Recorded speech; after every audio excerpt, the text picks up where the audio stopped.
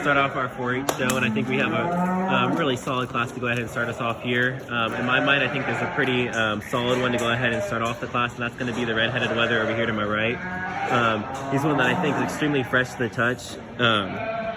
Then you go ahead and get your hands on him. He's really massive over his top, really square in that rack shape, big hip, and probably the more product-oriented wether in this class. I think one that was probably a really fun product to raise, and one that I think is pretty ideal in the way he's finished. It gets a little bit closer, I think, when we evaluate our middle pair between the Stow Kid and the other wether in this class. And I think when we compare the two of them, there's some give and takes. I think to go ahead and be second, I'm going to go ahead and use this Doe Kid right here to my right. She's one that I think has probably the next most amount of mass to her. She's really square in that rack shape and has a lot of rib shape to her. She's one that still has a lot of product in her through her rear leg. I think she's one that when you compare to our class winner, she gets a little bit sloppier in the term of her design through her front end and wants to get a little bit softer to the touch when we get our hands on her.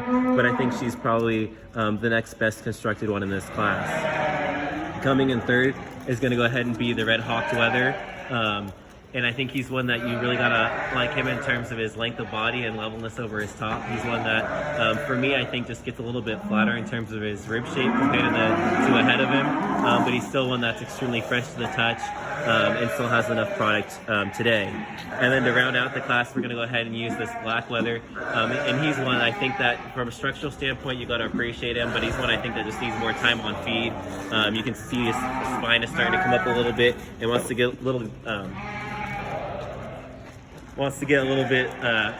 more coarse the way he's designed, and so he's one that I think rounds out the class pretty handily.